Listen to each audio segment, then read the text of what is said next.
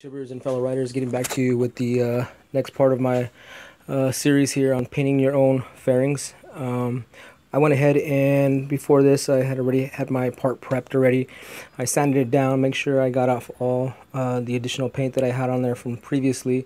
This was a brand new fairing. I had sprayed it one time. I'm redoing it again, and I just kind of want to show you guys the steps on how to do it. So what I did was I went ahead, sanded it all down, got all the paint down off nice and smooth.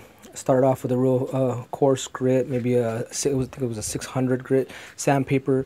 Knocked off all the previous paint that was on there before, and then I went over it and sanded it again with some 1000 and then some 1500 to kind of smooth it out. After that, I went ahead and washed it all down with some water and let it dry for about maybe 20-30 minutes. Make sure it was nice and dry before I actually sprayed it. I went ahead and sprayed it with the primer by Colorrite, and the primer on this on their products on colorrite.com are superb. The primer laid down nice and thick, and it's a little bit different than your automotive primer that you get from say Kragen or AutoZone or O'Reilly's.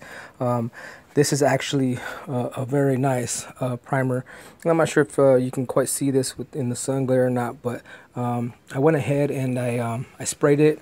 Sprayed it a couple of times, maybe about 2-3 coats. Made it lay down a nice thick layer of primer on here, and after I was done, I went ahead and hit it with some wet dry, some 1500 wet dry, just to kind of get off the light overspray that I had on here. And as you can see, I got a great finish. It's nice and smooth, everything's covered, and it's pretty much ready for the base coat. And I just finished washing it down right now, and so it's kind of drying out. But just want to show you guys what to expect when you go ahead and shoot this with the Colorrite primer. It lay down real nice and smooth. I'm very satisfied with the product.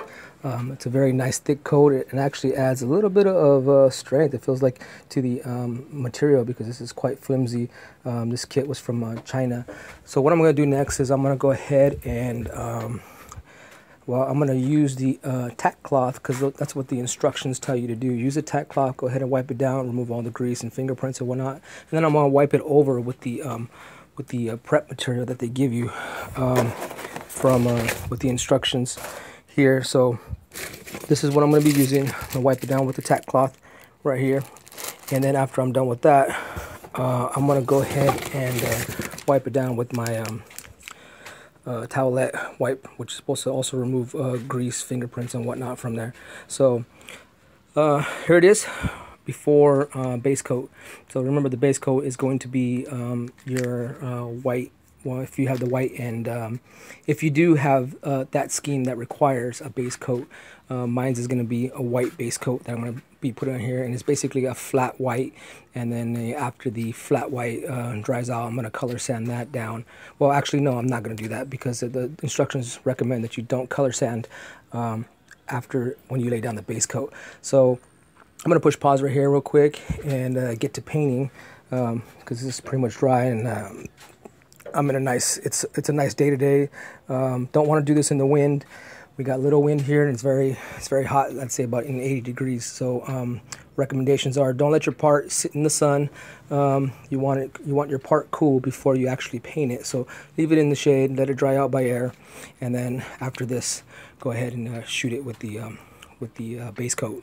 So I'm going to push pause real quick and then get to painting, and then I will get back to you with the overall results. All right, guys, push and pause.